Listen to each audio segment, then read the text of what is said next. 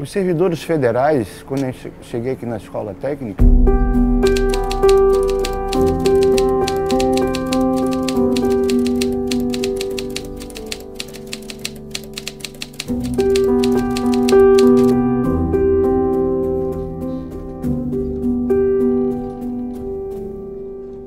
nós não tínhamos direito à sindicalização. Então a gente se utilizava das associações de servidores, que geralmente eram assistencialistas, recreativas, né? A própria diretoria da associação era controlada pela própria direção da escola. Tiveram chapas de oposição antes da nossa, mas quem ganhava geralmente era do diretor, né?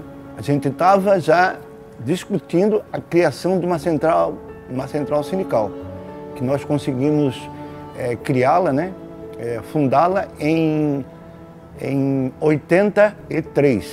No mesmo ano, no mês de outubro, nós organizamos uma chapa aqui. O professor Felipe, ele era um líder dentro da escola técnica, né? Um líder dos trabalhadores, né? Dos professores e dos servidores lá, dos funcionários.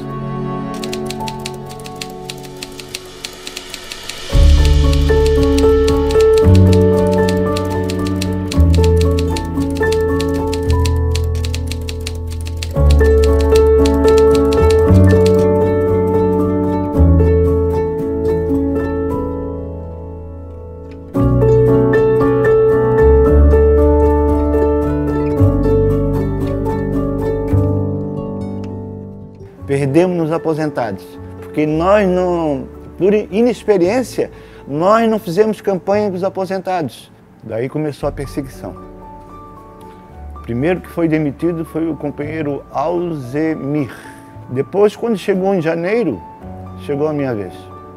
Estávamos de férias, recebi em casa o comunicado que eu devia comparecer aqui na escola. Fui demitido sem justa causa, está no documento. Porque nós fazíamos concurso, mas éramos seletistas. Era contratado pela direção da escola. Quem bem quisesse, botava para dentro e botava para fora quando queria.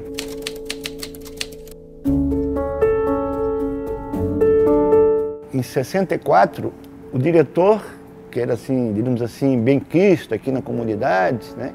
Ele foi tirado e foi colocado um interventor, né? Um professor que tinha acabado de chegar, que é o professor Frederico Guilherme Bintes. Então, em 84, ele já havia 20 anos dirigindo a escola técnica, com mão de ferro, reprimindo, né, ameaçando os funcionários e os professores. Uma das nossas lutas, né, era também diretas para diretor, porque nós não queríamos alguém aqui representando o MEC. Nós queríamos alguém aqui representando a comunidade. Fizemos uma chapa para concorrer ao Grêmio, que naquela época não era Grêmio Estudantil, ainda era organizado como Centro Cívico, que era praticamente tutelado pela direção da Escola Técnica Federal. Eles tinham a chave, eles que passavam o dinheiro.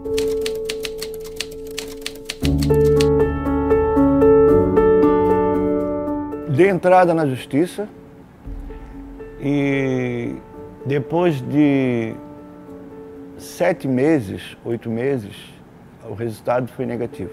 A gente tentou de toda maneira sensibilizar e tal, e através de pressão política, falando com um, falando com o outro, né, para corrigir essa demissão, ao nosso ver, de uma maneira ilegal, né, e que caracterizava uma perseguição, um resquício ainda do autoritarismo da ditadura, na verdade, né.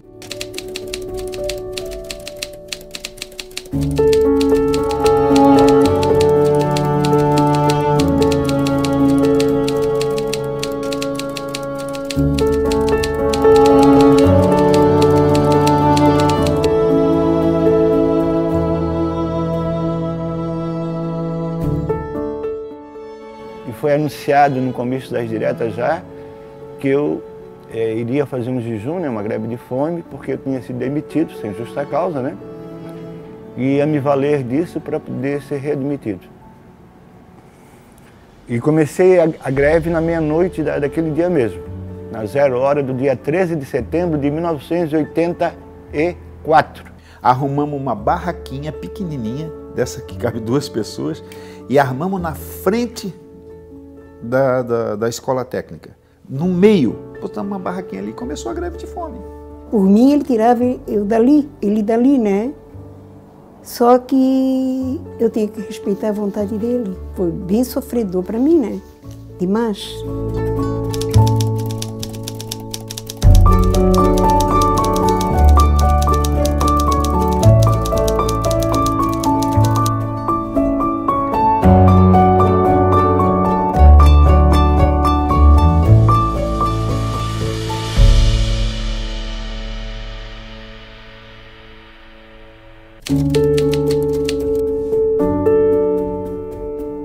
Os estudantes fizeram greve e ocuparam a escola, a ponto de, em determinado momento, proibir o diretor de entrar na escola. A reivindicação dos estudantes era que só retornariam às aulas, a escola só voltaria a funcionar se o Felipe, professor, fosse readmitido pela direção da escola. E ele chamou uma assembleia da entrada do período da noite, foi interrompida a Mauro Ramos e foi feita em cima das duas pistas da Mauro Ramos. Então, naquele momento, os estudantes tomaram a frente e entraram em greve geral dentro da escola técnica. Então foram 8 dias de luta dos estudantes. Passeatas na Mauro Ramos, com adesões ainda de outras escolas. E nessa primeira manhã de greve de fome, com ele nessa barraquinha, nós fizemos assim, vamos dizer assim, um pedágio para pedir dinheiro para o pessoal que passava ali. Eu fiquei responsável pela organização do coisa, peguei esse dinheiro todo que a gente tinha, que não era muita coisa, né? Nós fomos lá na Telesc, nós compramos umas sacolas, um saco de farinha, com um monte de ficha, carregamos para lá e começamos a distribuir essas fichas telefônicas para os estudantes. Tu vai gastar essas fichas telefônicas falando sobre a greve de fome do Felipe. O resultado dessa divulgação foi esse. Primeiro que a gente teve um grande apoio da imprensa no momento, que ajudaram a divulgar, né? E se formou fila para ver o Felipe. No primeiro dia, o Grando, Sérgio Grando, ele tinha uma Kombi que ele usava nas campanhas eleitorais. Nós pegamos essa Kombi, colocamos na frente da entrada da escola técnica e o Felipe saiu dali para a Kombi. Tinha o lado ruim que nós estávamos enfrentando e tínhamos a surpresa boa de ver que tem tanta gente boa no meio do povo. Os espíritas, pessoas da Umbanda, como a freira que eu estou dizendo, chegavam, entravam lá para rezar junto com ele, para tirar ele dali. Isso foi fundamental. Eu acredito que somente a greve de fome, o jejum, não iria resolver não, sabe? E daí chegava um momento que eu não ia também arriscar minha vida, né? Tudo tem o seu limite. Se eu queria trabalhar, porque eu preservo a minha vida, né? A integridade física da minha família. Fui acompanhado por um médico e por uma nutricionista, ambos do movimento sindical. Me tratava com soro.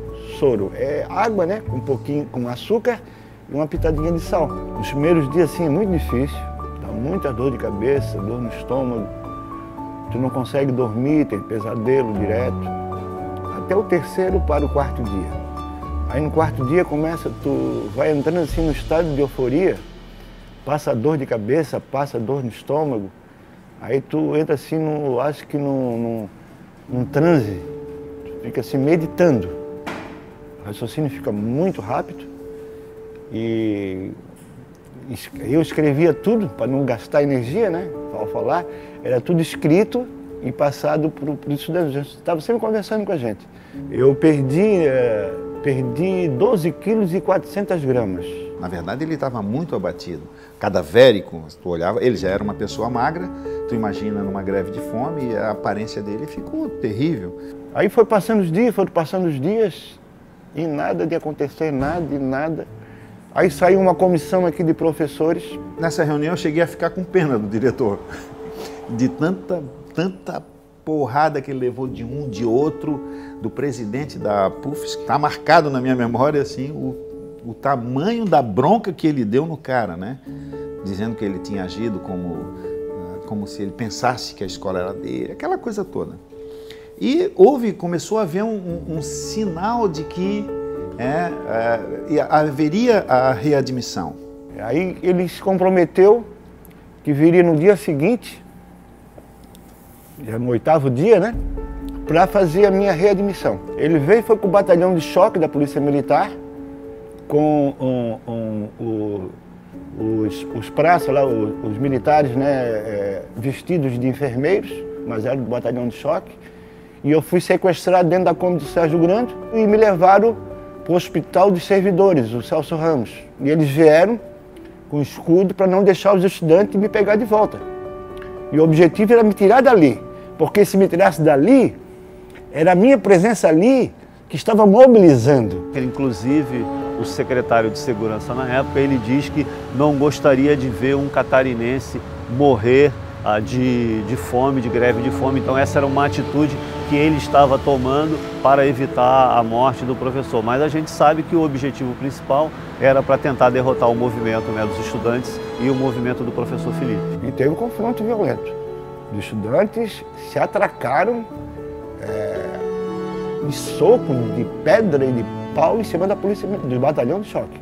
E a polícia teve que usar da força para superar essa resistência dos estudantes. Então muitos estudantes foram agredidos para tentar evitar essa retirada. Quando eu cheguei no hospital, eu levanto da maca e aviso para as pessoas que estão na sala de espera lá da emergência, eu aviso, eu sou o professor da escola técnica, avisa lá para os estudantes que eu estou aqui. Aí foi coisa de minutos, já estavam lá. Felipe não era um criminoso, né?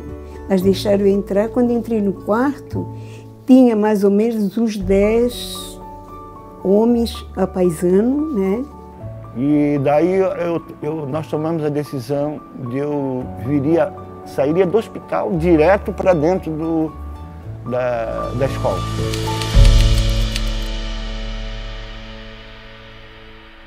Aí no dia seguinte veio o professor Manuel Luiz, o que encabeçou a chapa da situação do diretor e dizer que eu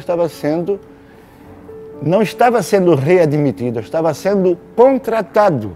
Ia ser feito um novo contrato. Ou seja, voltei para o zero da carreira. Aí ele assinou, dando emprego de volta ao Felipe. E aí então foi a minha maior alegria.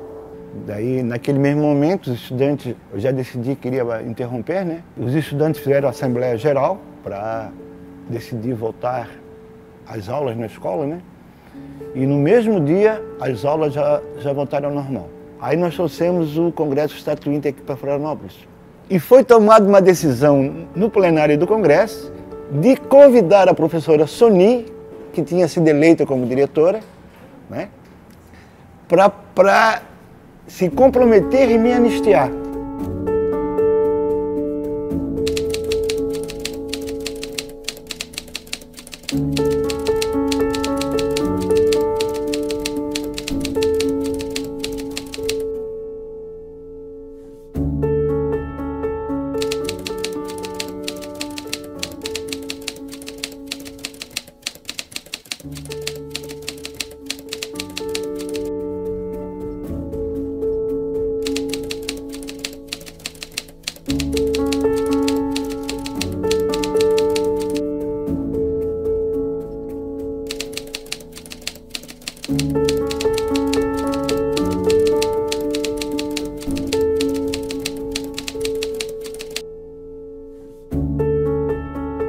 E assim ela o fez. Voltei a onde estava. Só não recebi os 8 meses de salário. Isso me pesou muito. Muito porque toda a minha família, todos nós dependíamos do salário daqui.